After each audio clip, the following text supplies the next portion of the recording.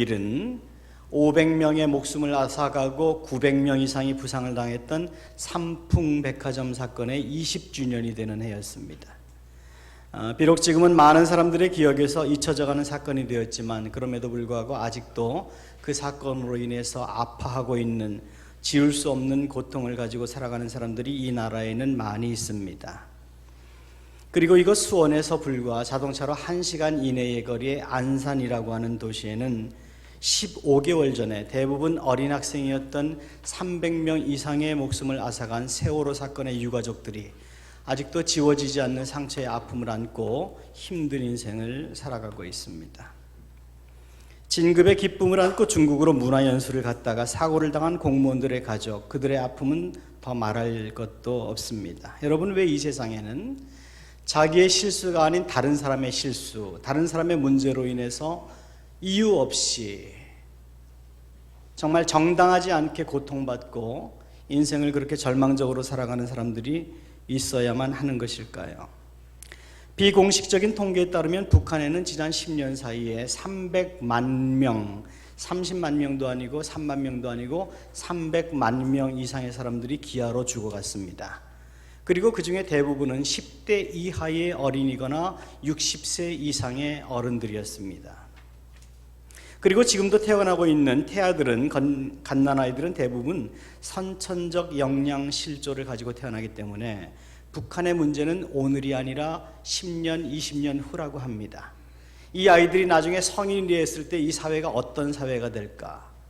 신체적인 선천적 기형을 안고 또는 영양실조를 안고 태어난 아이들이 성인이 되었을 때 이 사회가 얼마나 병리적인 사회가 될까? 이것을 사회학자들은 고민하고 있습니다. 여러분, 도대체 그 아이들이 무슨 죄가 있어서 그 땅에, 그 척박하고 그 독재의 땅에 태어나고 비참하게 굶어 죽어가고 있는 것입니까? 참 공평하게 보이지 않는 부분이 이 세상에는 역사 속에는 얼마나 많은지 모릅니다. 태어날 때부터 신체적으로 결함을 가지고 태어난 아이들도 있습니다. 엄마 아빠에게서 잘못된 유전자 물려받아서 시한부 인생을 살아가고 있는 아이들도 얼마나 많은지 모릅니다. 음주운전, 난폭운전자들의 실수로 인해서 무고하게 목숨을 잃어버리고 있는 사람이 이 시간에도 얼마나 많은지 모릅니다. 히틀러에 의해서 가스실에서 비참하게 죽어간 600만 명의 유태인들, 그리고 우리나라도 예외는 아니지만 인류 역사를 살펴보면 독재자들에 의해서 무고하게 목숨을 잃은 셀 수 없는 많은 사람들이 있습니다. 자, 그러면 우리 기독교인들은 이런 문제에 대해서, 이런 정당하지 않아 보이는, 공평하지 않아 보이는 문제에 대해서 무엇라고 해답을 줄 것입니까? 하나님이 무슨 뜻이 계실 거예요? 무슨 이유가 있을 거예요? 라고 하는 이유가, 그런 설명이 그들에게 과연 위로가 됩니까? 가끔 저는 목회자로서 그런 생각을 합니다. 어떤 사람이 이유를 알 수 없는, 설명드릴 수 없는 아픔을 겪을 때에 굳이 그거 설명하려고 하지 말자. 굳이 위로하려고 하지 말자. 많은 경우는 우리가 너무 설명하려고 한다는 것입니다. 그런데 대부분의 경우는 설명보다는 함께 울어주는 것이, 함께 공감해 주는 것이 필요할 때가 많습니다. 사사기 6장을 보면 이방민족 미디안의 손에 의해서 짓밟힘을 당한 이스라엘을 향해서 탄식하고 있는 기드온에게 하나님의 사자가 나타나서 그렇게 말합니다. 강한 용사여, 너는 이제 일어나서 내 민족을 구원하라. 하나님이 너와 함께 하신다. 그때 기드온이 천사에게 이렇게 항변합니다. 여호와께서 우리와 함께 계시면 어찌하여 이 모든 일이 우리에게 일어난 것입니까? 우리나라의 이름을 이스라엘, 하나님이 대신 싸우시는 민족이라고 삼아주셨잖아요. 근데 우리와 함께 하셨다면, 하나님이 우리와 함께 하신다면 우리가 이렇게 짓밟히고 유린당할 수 있습니까? 항변한 것이죠. 2차 대전이 종식된 이후로 한동안 신학적으로 논쟁이 되었던 단어는 하나님의 침묵입니다. 하나님이 정말 살아계시다면 그들의 선민 이스라엘이 저렇게 고통 주게 죽어갈 때 하나님은 어디 계셨는가? 왜 침묵하고 계셨는가? 우리의 작은 신음에도 응답하시는 하나님은 과연 우리가 그 엄청난 일들을 경험하고 있는 그 순간에 과연 어디에 계셨는가? 주기도문의 마지막 기도문처럼 우리를 악에서 구하옵시고, 우리가 항상 부르짖는 그 기도가 과연 허공을 맴돌다 떨어진 것인가? 가스 씻어 죽어간 그 수백만 명의 유태인들 중에는 분명히 예수를 믿는 사람들도 있었을 텐데 주여 우리를 다만 악에서 구하옵소서라고 기도했던 그들의 기도가 과연 어떤 의미가 있었을까? 그들이 믿음이 없어서 그 기도가 응답되지 못한 것인가? 간절함이 없어서 기도가 응답되지 못한 것인가? 아닐걸요? 아마 그들보다 더 간절했던 기도, 더 하나님을 신뢰했던 기도는 없었을 텐데 그들은 그만 그렇게 죽어가고 말았습니다. 그러면 어떤 이유일까? 그것이 과연 그들의 죄 때문일까? 오늘 본문에 등장하는 소경이 바로 그런 경우였습니다. 그는 태어나면서부터 소경이었습니다. 비참한 그의 인생은 자기가 선택한 것이 아니었습니다. 그는 자기에게 다만 주어진 인생을 걸어갈 뿐이었습니다. 우리나라에는 사계절이 있습니다. 그리고 사계절은 때가 되면 조금씩 차이는 있지만 다가옵니다. 그리고 계절에는 선명한 차이가 우리에게 보여집니다. 그런데 우리의 인생에는 사계절이 있는 것이 아니라 수백, 수천 가지의 계절이 있고, 또 우리의 사계절은 순서에 따라서 다가오지만 우리 인생을 찾아오는 계절은 이건 개수도 제한이 없고 어떤 계절이 다가올지 순서도 없습니다. 그래서 우리를 굉장히 당황하게 합니다. 여러분은 어쩌면 여러분 중에는 따뜻한 봄날이나 여름날을 화창하게 경험하고 계시는 분들도 계실 것이고, 어떤 분은 시베리아의 겨울 벌판처럼 냉혹한 계절을 경험하고 계시는 분들도 계실지 모르겠습니다. 오늘 우리는 이 세상 누구에게나 예고 없이 찾아올 수 있는 이러한 인생의 혹독한 계절을, 인생의 역경을 오늘 우리가 예수를 믿는 사람으로 어떻게 살아나가야 할지, 어떻게 받아들여야 될지 본문을 중심으로 함께 생각을 해보고자 합니다. 하루는 예수께서 제자들과 함께 길을 가르치는데 태어날 때부터 소경된 자가 앉아있는 것을 보았습니다. 그래서 제자들이 예수님에게 물었습니다. 선생님, 이 사람이 소경으로 태어난 것이 자기 죄 때문입니까? 아니면 부모의 죄 때문입니까? 제자들의 이러한 질문에는 그들의 삶을 지배하고 있었던 율법주의적인 사고방식, 사람은 자기가 배운 것으로부터 자유하지 못하는 경향이 있습니다. 학생이 스승보다 뛰어나기는 쉽지 않습니다. 자기가 배우지 않은 것, 경험하지 않은 것을 이야기하기는 쉽지 않습니다. 그래서 이 유대인들이었던 예수님의 제자들은 자기가 이제까지 배운 것 율법입니다. 율법에 기초한 질문을 한 것입니다. 예를 들어서 어떤 사람이 시력을 잃게 되는 데는 대부분 뚜렷한 이유가 있기 마련입니다. 사고로 눈을 다쳤든지, 약을 잘못 복용했든지, 아니면 어떤 질병으로 인해서 눈이 시력을 잃었든지 뭐 이런 게 있는데, 이 사람은, 이 소경은 지금 태어나면서부터 장님이었습니다. 근데 유대인들이 가지고 있던 율법주의적인 사고방식은 이 땅에서 병이 들거나 가족 가운데 우환이 있거나 아이들이 잘못 삐뚤어진 길로 나가거나 이렇게 되면 이 모든 것은 율법적으로, 즉 율법은 죄입니다. 죄를 분간하는 게 율법이기 때문에 율법주의적이라는 것은 이게 죄냐 아니냐, 그것으로 구별하는 것이죠. 식인종은 사람을 볼 때 두 가지로 구별한다고 합니다. 먹을 수 있는 사람인가, 먹을 수 없는 사람인가. 마찬가지로 율법주의에서는 이게 죄냐 아니냐, 요 두 개밖에 없습니다. 그러니까 사람들에게 어떤 우환이 일어나면 무조건 잘못된 것은 죄라고 하는 그런 등식을 가지고 있었던 거예요. 그러니까 저주받으면서 태어난 이 소경의 인생은 유대인들의 율법주의적인 사고방식으로 보면 분명히 죄일 수밖에 없다. 그래서 예수님의 제자들이 그렇게 물었죠. 이게 왜 이렇게 된 것입니까? 라고 묻지 않았습니다. 이 사람이 이렇게 된 것이 이 사람의 죄입니까? 부모의 죄입니까? 분명히 누구의 죄이든지 죄가 있기 때문에 소경이 됐다는 것이죠. 그 대표적인 예가 욥의 세 친구 중에 하나인 엘리야스입니다. 온몸에 피부병으로 기왓장으로 자기 몸을 긁고 있을 때에 그의 친한 세 친구 중에 하나 엘리야스가 와서 그렇게 얘기합니다. 너는 분명히 내가 고통당하는 것이 죄 때문이니 빨리 회개하고 하나님으로부터 용서를 받아라. 앞서 말씀드린 것처럼 우리 주변의 사람들이 고통당하고 있을 때 그 문제를 굳이 설명하려고 하는 자체가 얼마나 교만하고 얼마나 무리한 것인지 모릅니다. 같이 아파줄 수 있어야 됩니다. 그런데 엘리야스, 내가 이렇게 고통받는 것은 분명히 죄 문제니까 회개해라. 그러면 하나님이 너를 용서하시리라. 그 말이 얼마나 더 욥을 고통스럽게 했는지를 우리가 잘 알고 있습니다. 오늘날에도 사람들은 다른 사람들의 우환이나 고통의 이유가 죄 때문인 것으로 해석하는 경우가 있습니다. 그래서 주변에 심한 어려움을, 갑작스런 환난을 당하는 사람이 있으면 평소에 죄를 얼마나 지었길래, 이런 말을 우리는 흔히 뱉습니다.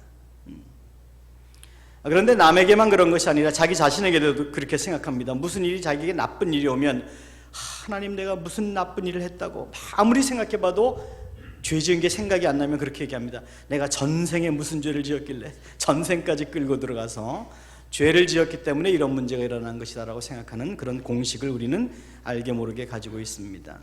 2001년도에 미국 맨하탄에 있는 쌍둥이 빌딩 뉴욕 무역센터가 테러에 의해서 내려앉았습니다. 수천 명의 사람이 죽었습니다. 미국 역사상 가장 큰 비극이라고들 얘기를 합니다. 그때에 미국의 극우단체 근본주의자들은 그렇게 얘기했습니다. 청교도 정신 위에 세워진 미국이 하나님을 버렸으므로 하나님도 미국을 버렸다. 2004년도에 인도네시아의 해일이 몰아닥쳐서 25만 명의 사람들이 목숨을 잃었습니다. 그때에 어떤 기독교 지도자는 그렇게 얘기했습니다.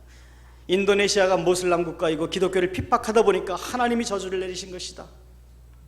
2011년도에 일본 호쿠 지역에 해일이 몰려와서 3만 명 이상이 실종되거나 사망했습니다.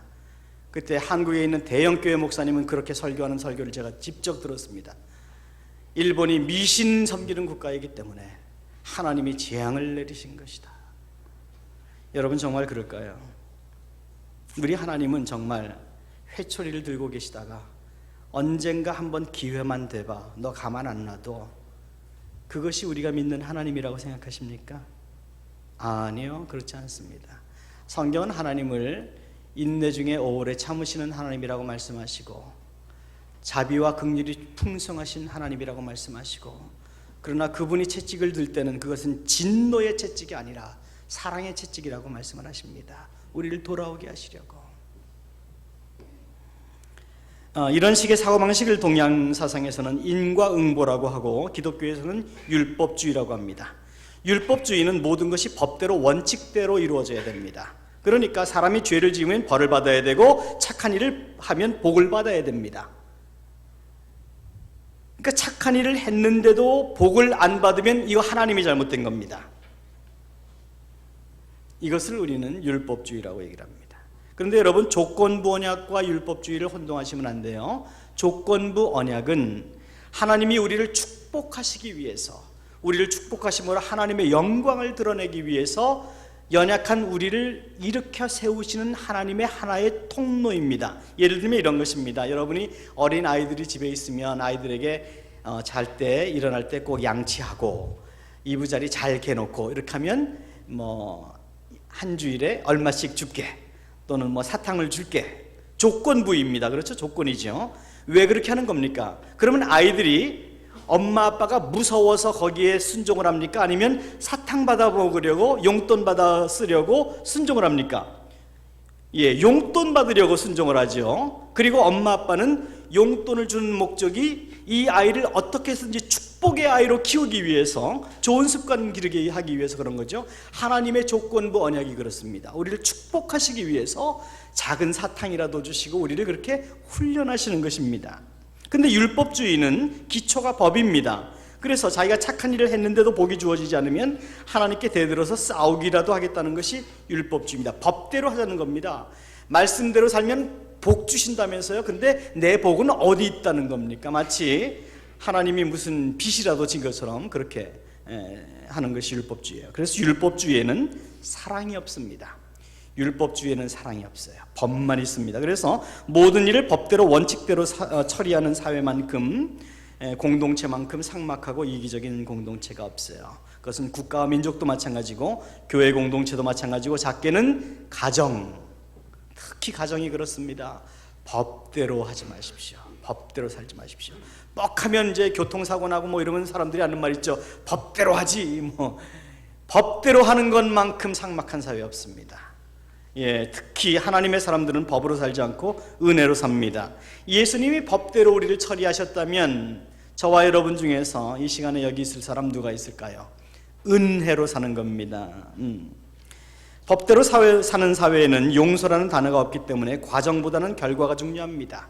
그래서 아무리 작은 실수라도 들키면 벌받습니다. 반대로 아무리 큰 실수라도 심증이 있어도 물증이 없으면 괜찮습니다. 들키지만 않으면 문제가 되지 않습니다. 그래서 율법주의적인 사회, 법대로 사는 사회에서는 사람들이 양파 껍질처럼 몇 겹을 둘러세우고 자기 모습을 보이지 않습니다. 가정도 마찬가지입니다. 모든 것을 원리 원칙대로 법대로 하는 가정의 아이들은 공격적이고 이기적이고 기회주의적인 아이들이 되기 쉽습니다. 그래서 무슨 잘못을 해도 집에 그릇을 깨뜨려서 너희 셋 중에서 누가 깨뜨렸어? 그러면 아무도 나서지 않습니다. 왜냐하면 잘못했으면 벌을 받아야 되기 때문에, 법대로 해야 되기 때문에. 그래서 자기를 자꾸 숨기려고 합니다. 그러다 보면 부모와 자식 간의 대화가 끊어집니다. 혹시 여러분 중에서 여러분의 자녀들과 대화가 단절된 부분이 있다면 혹시 여러분은 이제까지 가정을 법대로 치리한 것이 아닌가 생각해 보아야만 합니다. 법대로 치리하게 되면 남편과 아내 사이의 대화가 없어집니다. 잘못하면 야단 맞으니까. 아이들과 부모 사이도 똑같습니다. 은혜로 키우셔야 됩니다. 은혜의 가정, 은혜의 교회가 되어야 됩니다.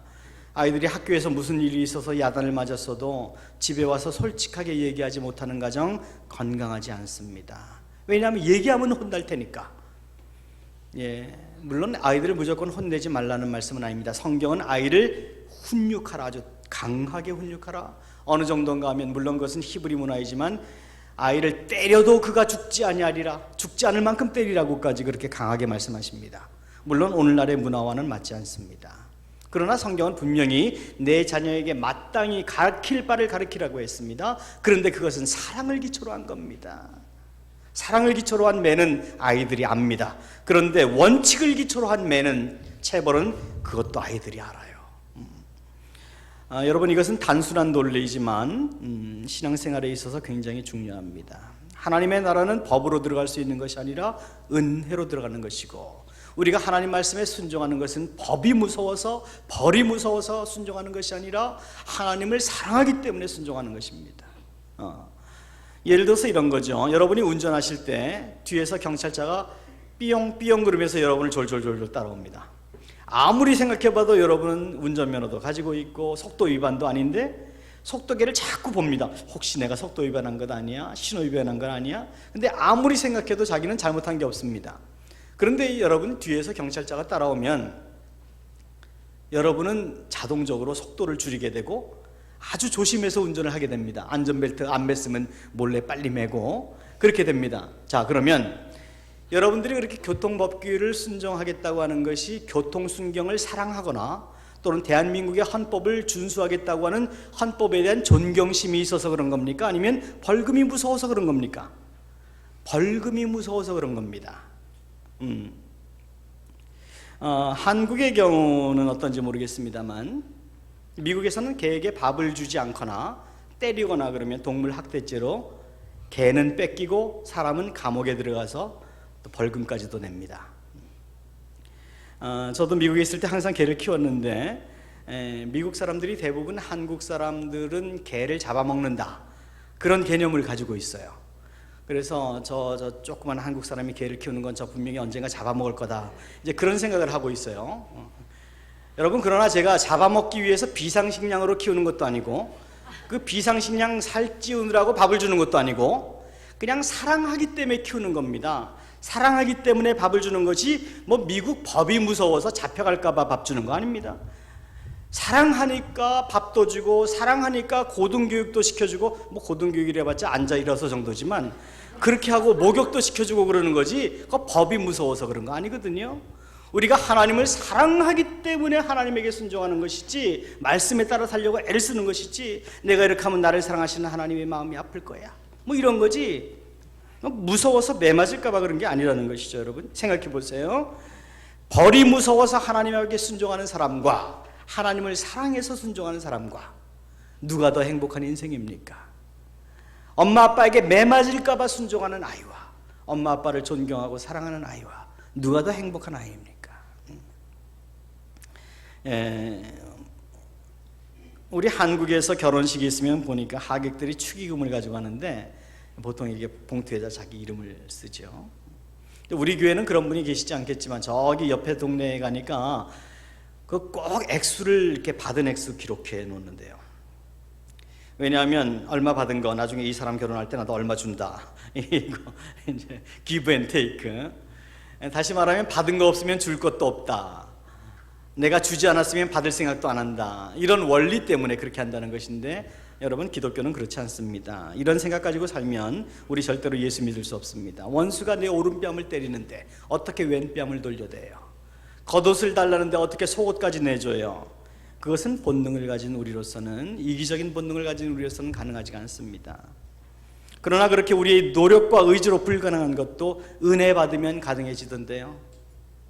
아무리 미워하던 사람도 내가 하나님 앞에서 어떤 존재인데 나를 하나님이 사랑하셨나, 이게 깨달아지니까 사랑하게 되고 용서하게 되던데요. 아무리 이해할 수 없는 부분과 아무리 불가능해 보이는 관계도 은혜가 나를 지배하니까 이해하게 되고 품게 되고 사랑하게 되던데요. 문제는 상황의 문제가 아니라 사람의 문제 아니라 내게 없는 은혜가 더 문제이던데요. 그래서 하나님의 사람은 법으로 살지 않습니다. 은혜로 사는 것입니다.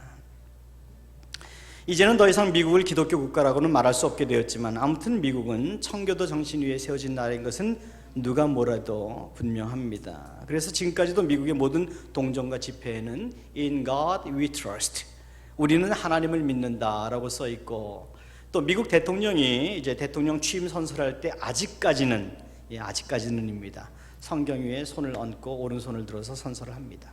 아마 조만간 In God we trust라고 쓰여 있는 글씨도 미국의 화폐에서 빠질 것이고, 대통령이 대법원장 앞에서 대통령 선서를 성경 위에 얹고 하는 것도 사라지게 될 날이 조만간 오게 될 것입니다.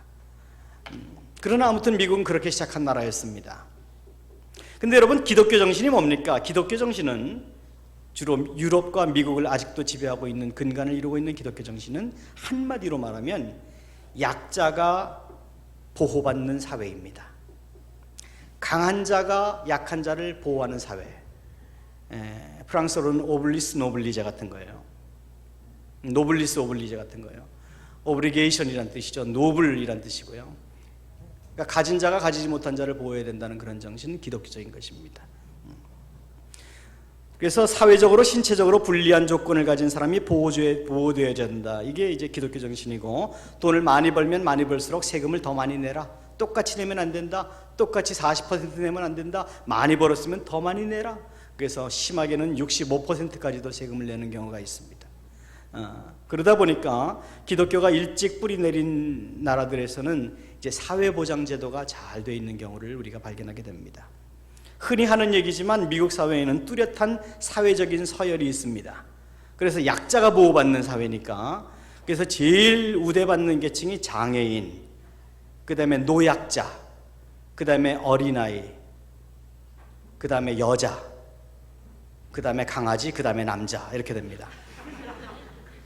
제가 왜 한국에 들어왔는지는 어느 정도 이해가 가시겠죠. 근데 불교와 유교 사상이 오랫동안 자리 잡고 있는 한국을 보면 전체 국민의 한 30% 정도가 기독교인이라고 하면서, 여러분 혹시 요새도 그런 말씀 들어보셨나요? 아침에 장님 보면 재수 없다. 시장에서 장사하시는 분들이 아침에 몸이 불편한 분이나 이런 분들이 가서 물건을 사면 소금 뿌립니다.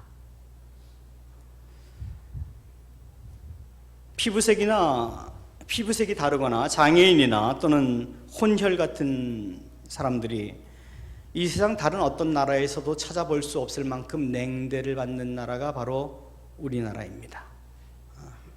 지금 한국에 들어와 있는 외국인 노동자 숫자는 보통 한 최소 150만 명 정도가 될 거라고 얘기를 합니다. 법무부 추산으로. 그리고 2014년 12월 집계로 법무부가 낸 통계를 보니까 우리나라에서 체류하고 있는 불법 체류자 수는 21만 명이라고 보고했습니다. 그런데 그것은 합법적으로 들어왔다가 불법적으로 체류하는 사람의 숫자가 21만 명이니까 불법적으로 들어오는 사람들, 주로 중국에서 배 타고 들어오는 분들이죠. 그런 분들까지 합치면 최소 50만 명의 불법 체류자들이 있을 것이다. 그렇게 이제 추측을 합니다. 그런데 그런 불법 체류자들이, 특히 피부색이 다른 사람들이 얼마나 많은 학대를 받는지를 모릅니다. 근데 한국 사람들이 그들을 학대하는 이유는 딱 두 가지입니다. 첫째, 피부색 다르다. 둘째, 가난하다. 그들이 만약에 돈 많은 사람들이라면 피부색이 아무리 달라도 학대하지 않을 거려. 경우가 완전히 다를 거려. 사람들은 대부분 밖으로 나타내 보이는 그 사람의 상태를 가지고 상대방을 판단하는 경우가 많습니다. 신체적인 조건이나 타고 다니는 자동차나 살고 있는 집이나 몸에 걸치고 다니는 옷이나 장식, 피부색, 이런 외부적인 것으로 사람을 판단하는 외형주의, 율법주의적인 경우가 우리에게도 없지 않습니다. 여러분, 우리가 기복신앙을 잘못된 것이라고 얘기를 자주 하는데, 기복신앙이 뭡니까? 예수만 믿으면 잘 된다, 무조건 복 받는다, 사업을 손만 대면 된다, 주식은 사기만 하면 한 1년 사이에 3배로 뛴다, 죽을 병도 낫는다, 이런 만사형통인데, 그런 기복신앙을 뒤집어서 얘기하면, 그러면 반대로 잘 안 되는 거는 무슨 얘기냐? 예수 잘 안 믿어서 그렇다, 이런 논리가 되는 겁니다. 이게 신학적으로 잘못되는 겁니다. 그래서 그렇게 기복신앙을 가르치는 교인들 중에는 여러분, 부자가 많겠습니까? 가난한 사람이 많겠습니까? 여러분, 근데 한 가지, 기복신앙을 가르치는 교회는 교회가 굉장히 돈이 많은 경우가 많습니다. 자, 그렇다면 기복신앙을 이야기하고 있는 교회는 정말 돈이 많습니다. 대부분 통계를 보면. 근데 그 돈이 많은 이유가 부자가 많아서이겠습니까? 가난한 사람이 많아서이겠습니까? 기복신앙을 가르치는 교회에 부자가 더 많이 가겠습니까? 가난한 사람이 더 많이 가겠습니까? 가난한 사람이 더 많이 가야 되겠죠. 왜냐하면 가서 기복신앙 어떻게 하면 복 받는지를 얘기를 듣고 복 받아서 부자 돼야 될 거 아니에요. 그런데 부자가 더 많은 것이 통계입니다. 왜냐하면 기복신앙을 가르치는 교회에 가면 가난한 사람은 내가 가난하고 병들고 찌질이로 사는 데는 이유가 있다, 죄의 문제다, 하나님과의 문제를 먼저 해결하라, 그러면 만사형통할 것이다. 그래 버리니까 정말 하나님을 섬기고 싶고, 수고하고 무거운 짐진 자들아 다 내게로 오라 하셔서 정말 수고하고 무거운 인생의 패배자들, 인생의 낙오자들이 교회를 왔는데 설 자리가 없더라는 거예요. 더 무거운 짐을 지고 돌아가게 되더라는 거예요. 근데 부자들은 어떤 경로를 통해서 사회에서는 악덕 기업인이라고 욕을 먹든 정치인으로 부정부패로 돈을 벌었든 간에 당신이 그렇게 돈을 벌고 큰 부자가 된 데는 우리가 몰라서 그렇지 분명히 당신이 복받을 일을 했을 겁니다. 당신이 아니면 당신의 조상들이 복받을 일을 했을 겁니다. 이래버리니까 사회 속에서는 손가락질을 받아도 교회에 오면은 폼이 나더라는 거예요. 그러니 헌금 하겠어요, 안 하겠어요? 그러니 그 교회가 돈이 많아지겠어요, 안 많아지겠어요? 이것이 기복신앙이고 이것이 반기독교적인 것입니다. 물론 그렇지 않은 경우도 있겠지만 한국에서는 출세하려면 정상적인 방법보다는 비정상적인 방법이 더 빠르고 쉬운 경우가 많습니다. 직장에서 승진을 하려고 해도 순서대로 가기보다는 학연, 지연, 혈연 따져가지고 줄 타고 올라가는 게 훨씬 쉽고 빠릅니다. 여러 가지가 마찬가지죠. 공무원도 마찬가지고 사업을 해도 마찬가지고 그렇습니다. 교회에서도 마찬가지입니다. 어린아이 도시락 하나로 5,000명을 먹이고도 12광주리에 남는 그런 오병이어의 기적을 이야기하면서 우리 모두 5,000명을 먹이는 부자가 됩시다라고 이야기는 하지만 사실 5,000명을 먹이는 부자가 아니라 5,000명분을 혼자 먹어서 부자가 된 사람을 더 대우하는 것이 어쩌면 오늘날의 교회가 아닐까. 우리는 우리 자신을 하나님의 말씀 거울 앞에서 잘 살펴보아야만 합니다. 저는 우리 형제교회가 가난한 자들의 이웃이 된 교회인 것을 정말 감사하게 생각합니다.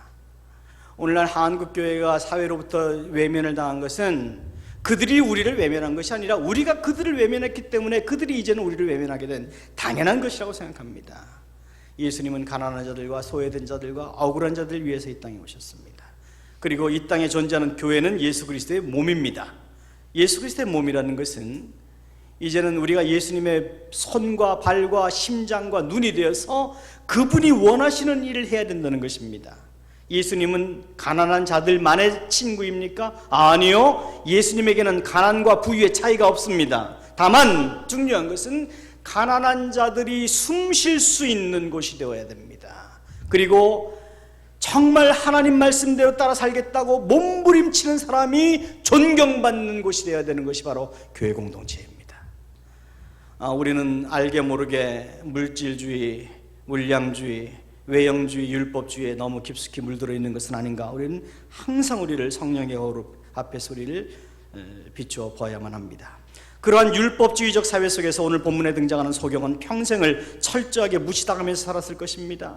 그는 사람들과 멸시와 조롱의 소리에 이미 익숙해져 있었을 것입니다. 태어나면서부터 내가 그렇게 된 것은 내 죄이거나 부모의 죄일 거야. 불쌍하게 여기지도 않았습니다. 당연한 거니까. 율법적인 사회주의에서 그렇게 사는 것은 분명히 죄 때문이라는 원리 때문에 절대로 누구에게도 동정을 받지 못하는 그런 억울한 인생을 그가 살았을 것입니다. C.S. 루이스라는 분이 그런 얘기를 했습니다. 사람이 큰 충격을 당하거나 오랜 충격을 받으면 감정이 무뎌진다. 오랜 충격이나 큰 충격을 받으면 사람이 그때부터는 감정이 무뎌져서 어떤 외부적인 충격이나 조롱이나 칭찬에도 별로 동료가 되지 않습니다. 그것을 우리는 흔히 인성이 파괴된다라고 이야기를 합니다. 아마 이 소경은 완전히 인성이 파괴된 상태에서 그런 정말 치열한 인생을 살아가고 있었을 것입니다. 그래서 그는 예수님께서 침으로 진흙을 이겨서 그 진흙 두덩이를 자기 눈 위에 붙이시고 이제 이 모습으로 실로암으로 가서 내 눈에 붙은 진흙을 씻어라 하셨을 때 아무런 항변도 하지 않습니다. 왜 이 사람이라고 자존심이 없었겠어요? 왜 이 사람이라고 논리가 없었겠어요? 침으로 진흙을 어겨서 눈에 붙이시고 실로암에 가서 씻으라. 그 자기가 그렇게 하고 엉금엉금 걸어가는 걸음이 얼마나 우스꽝스럽게 보일 것을 왜 몰랐겠어요? 가뜩이나 조롱받는 자기가 그런 모습을 하고 걸어갈 때 사람들이 자기를 조롱하게 될 것을 왜 짐작을 못했겠어요? 그렇지만 그는 이제까지의 멸시와 천대 속에서 인생을 살아온 자기의 인생이 어쩌면 변화될지도 모른다는 실오라기 같은 한 가지 소망을 가지고 그 모습을 하고 실로암 연못을 찾아갑니다. 그리고 그러한 그의 순종은 정말 비합리적으로 보이는 순종은 그의 인생을 바꿔놓는 전기가 되게 됩니다. 그런데 여러분, 저와 여러분에게도 이러한 절박한 기대와 순종이 있어야만 합니다. 어느 시인의 말처럼 오랫동안 꿈을 그리는 사람은 마침내 그 꿈을 이루게 된다고 합니다. 비록 지금 내 삶은 한 치 앞을 내다볼 수 없을 정도로 불투명하고 지금 내 삶은 마치 내 두 눈 위에 커다란 진흙덩어리에 얹어놓고 지나가는 것처럼 엉금엉금 기어가는 것처럼 사람들에게 우스꽝스러워 보이고 조롱의 눈초리로 사람들이 나를 볼지는 몰라도 주님을 향한 내가 바꿀 수 없는 내 인생 당신은 바꿀 수 있습니다 라고 하는 하나님을 향한 기대와 소망을 안고 살아가야만 합니다. 이 사람이 소경으로 난 것이 누구의 죄 때문입니까? 제자들의 질문에 대해서 주님은 이렇게 대답하셨습니다. 이 사람이나 그 부모가 죄를 범한 것이 아니라 그에게서 하나님의 하시는 일을 나타내고자 하려 함이라. 하나님은 저와 여러분을 통해서 그분의 일을 계획하고 계십니다. 우리는 그분이 각본하시고 연출하시고 감독하시는 거룩한 연극에 등장하는 주인공입니다. 우리 인생의 주인공. 그리고 역사의 주인공 되시는 하나님은 우리 각기의 인생을 다 주관하고 계십니다. 우리가 해야 될 일은 내 인생을 향하신 각본이 왜 이렇게 쓰여졌나요? 나는 왜 이런 역을 맡아야 됩니까가 아니라 내게 주신 그 역할을, 성스러운 역할, 내가 거룩하니 너희도 거룩하라. 거룩은 하기오스, 구별되다입니다. 구별 무엇으로부터 구별입니까? 세상의 잣대로부터, 세상의 기준과 판단으로부터의 구별입니다. 나에게 주어진 그 역할을 구별되게 성스럽게 역할을 감당을 하는 것입니다. 그러면 하나님이 그 영광을 받으십니다. 내 인생에 영광 받으셔야 될 분은 하나님이시거든요. 저와 여러분이 안고 있는 인생의 문제들이 우리의 실수로 인한 것이든 아니면 그 누군가의 잘못으로 인한 것이든 하나님은 우리가 안고 있는 그 문제를 해결하심으로 우리를 통해서 영광을 드러내고 싶어 하십니다. 단 한 가지 조건이 있습니다. 무슨 말씀을 하시든지 순종을 하십시오. 요한복음에서 맨 처음 등장하고 있는 가나의 혼인잔치에 물 항아리를 포도주 항아리로 바꾼 사건도 마찬가지였습니다. 무슨 말씀을 하시든지 그대로 하라. 순종은 항상 기적을 낳았습니다. 그것이 바로 성경의 공식입니다. 순종이 기적을 낳습니다. 바꾸어서 말하면 불순종은 기적을 만들지 못합니다. 진흙덩어리를 자기 눈 위에 붙이고 실로암 연못에 가서 씻으란 주님의 말씀에 소경의 마음이 어땠을까요? 내가 맹인이라고 나를 무시하나 화가 났을 수도 있을 것입니다. 사람들이 비웃는 소리도 들렸을 것입니다. 그러나 그 비합리적인 말씀에 순종했을 때 그의 삶은 송두리째 바뀌게 되었습니다. 오늘날 많은 사람들은 단 한 번밖에 없는 자기의 인생을 낭비하지 않으려고, 실패하지 않으려고 두 눈 부릅뜨고 인생을 살아갑니다. 그래서 하나님의 음성이 들리지 않습니다. 하나님의 인도하심이 보이지 않습니다. 자기의 계획만이 보이기 때문입니다. 그러나 우리가 볼 수 있는 것은, 우리가 이끌 수 있는 우리의 인생은 너무 제한되어 있습니다. 우리는 우리에게 고난이라고 하는 불청객이 언제, 어디서, 어떤 모습으로 다가올지 아무도 예측할 수 없습니다. 그리고 그런 고난으로 인해서 때로는 몸을 떨기도 하고, 때로는 절망과 낙심 속에서 하나님 내게 왜 이런 일을 하십니까? 때로는 내 인생을 차라리 거두어 주시죠 라고 그렇게 낙심하기도 하고 한탄하기도 하지만, 확실한 것 한 가지는, 우리에게 위로가 되는 것은 우리가 당하는 그 어떤 고난보다 더 강한 사랑의 끈으로 하나님이 지금 우리를 그분께 붙들어 매고 계시다는 겁니다. 그래서 그 고난이 우리를 끌어당기지를 못합니다. 왜냐하면 우리를 붙들어 매고 있는 하나님의 사랑의 끈이 그 고난의 능력보다 크기 때문입니다. 그것을 우리는 은혜라고 합니다. 앞서 말씀드린 나니아 연대기라는 영화, 책으로 또 잘 알려진 C.S. 루이스가 아주 공감 가는 말을 했습니다. 하나님은 우리의 즐거움 속에서는 속삭이신다. 우리의 양심 속에서는 말씀하신다. 그러나 우리의 고통 속에서는 외치고 계신다. 그는 우리 인생에 겪고 있는 고통의 문제가 이 세상을, 귀먹은 세상을 일깨우는 하나님의 메가폰이라고 해석을 했습니다. 하나님의 함성이라는 겁니다. 여러분이 이 말씀에 동의를 하건 하시지 않건 확실한 것 하나는, 하나님의 자녀라면, 저와 여러분이 하나님의 자녀라면 확실한 것 하나가 있습니다. 절대적인 것 하나가 있습니다. 그것은 바로 자기 아들을 우리를 위하여 아낌없이 내어주신 그분이 우리의 안고 일어섬과 우리의 모든 고통의 문제를 절대로 외면하지 않으신다는 겁니다. 우리의 고통 하나하나 세고 계시고, 우리의 눈에서 떨어지는 눈물방울 세고 계시고, 우리의 머리카락 숫자까지도 세고 계신다는 것이 성경의 약속입니다. 따라서 내가 당하고 있는 고통, 내가 보지 못하는 이 불투명한 미래, 이 문제가 하나님에게도 불투명한 것은 아니라고 하는 사실, 하나님께서 이 문제 가운데서 내게 무슨 일을 원하실까? 이 내 보이지 않는 이 연극 속에서 하나님은 어떤 영광을 받기 원하실까? 여러분이 계신 자리에서 꽃을 피워야만 합니다. 크든 작든 저와 여러분은 스스로 해결할 수 없는 인생의 문제들을 안고 오늘을 살아갑니다. 이 시간에 그 문제들을 주님 앞에 내려놓으시기 바랍니다. 그리고 이렇게 고백하십시오. 주님, 무엇이든지 말씀하십시오. 그대로 따르겠습니다. 진흙을 눈덩어리 위에 올려놓고 걸어가라고 하셔도 걸어가겠습니다. 내가 납득할 수 없는 어떤 방법을 제시하셔도, 그로 인해서 사람들로부터 조롱을 당해도 당신 말씀에 순교적 차원으로 순종하겠습니다. 주님은 여러분을 치료하기 원하십니다. 여러분이 가지고 있는 모든 문제를 해결하기 원하십니다. 여러분이 가지고 있는 고통과 절망과 불확실성의 문제를 넘어서서 여러분을 향하신 새로운 인생의 챕터를 준비하고 계십니다. 우리 인생의 경기는 아직 끝나지 않았습니다. 후반전을 기대하십시오. 후반전이 완전히 끝나기까지 경기는 끝난 것이 아닙니다. 거듭 말씀드리지만 저는 설교자로서가 아니라 한 사람의 신앙인으로서 나이가 들어가는 것이 두렵지가 않습니다. 이번 11월 달이 되면 제가 58이 됩니다. 두렵지가 않습니다. 그러나 하나님이 또 얼마나 아름다운 일을 나를 위해서 준비하고 계실까? 저는 제 인생의 가장 아름다운 순간은 내가 하나님을 만나게 되는 그 순간이라고 믿습니다.